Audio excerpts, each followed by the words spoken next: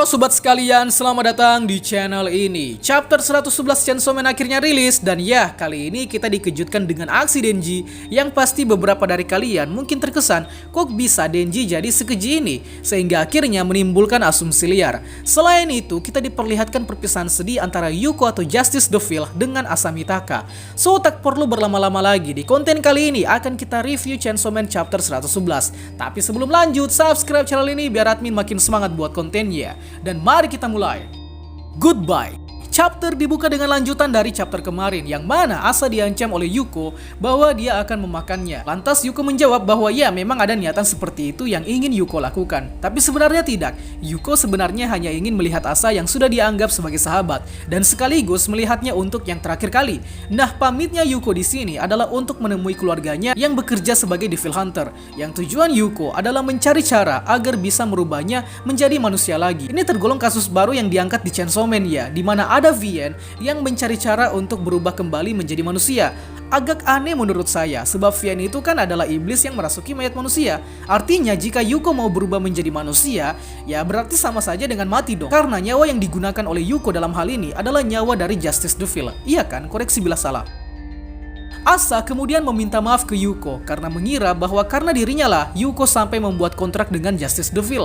Lantas Yuko menjawab bahwa alasan dia menjalin kontrak bukan karena Asa, melainkan Yuko menginginkan agar dia bisa menjadi terkenal seperti Chainsaw Man, yang tujuannya juga sama, yakni agar disukai oleh banyak orang. Jadi di sini kita sudah tahu ya kalau Yuko ternyata kebelet pengen tenar kayak Chainsaw Man gitu. Tapi ya, Yuko yang masih labil ternyata mengambil jalan yang salah. So maka dari itu kini dia menyesal.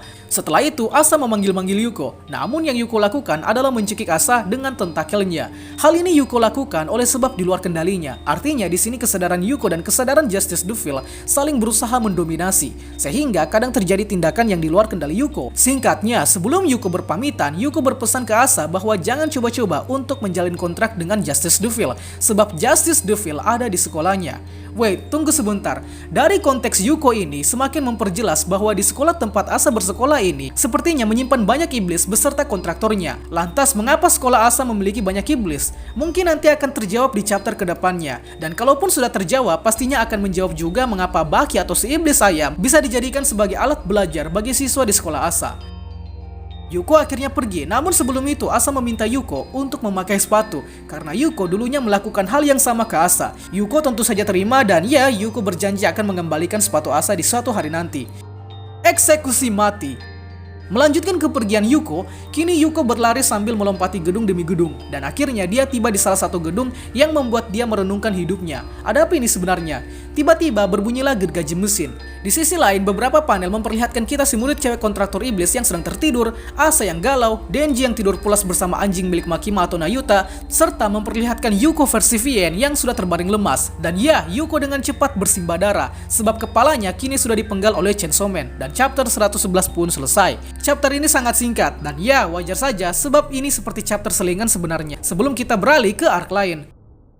Oke, jadi kita breakdown detailnya. Jadi di akhir pas Yuko sudah bersimbah darah, panel ini mengingatkan ke kita ke panel Aki Hayakawa yang dibunuh oleh Denji sebelumnya, dimana bisa kalian lihat kondisinya benar-benar mirip dan juga sama-sama dieksekusi mati oleh sosok yang sama pula. Dengan begini bakal membuat Justice Devil akan mengalami inkarnasi sekali lagi. Kemudian mengenai Denji atau Chainsaw Man yang di sini bertindak sebagai algojo bagi Justice Devil, bagi sebagian fans banyak yang memunculkan teori kalau ini bukanlah Denji, melainkan sosok lain yang memiliki kekuatan seperti Denji pula. Tapi ini adalah teori yang sangat kontradiksi sebenarnya, sebab kasus Denji dan Chainsaw Man ini adalah kasus yang langka. Mana mungkin Denji atau iblis Chainsaw bisa memiliki varian lain, ya kan? Adapun teori ini muncul karena beberapa fans tak terima bila Denji di sini kesannya kayak antagonis. Tapi ya, pada dasarnya Denji ini punya ideologinya sendiri, di mana dia akan menyelamatkan sesuatu sesuai dengan kehendaknya. Salah satu buktinya ada pada chapter 102, di mana Denji lebih memilih menyelamatkan seekor kucing ketimbang manusia. Jadi ya, hal ini biasa bagi Denji.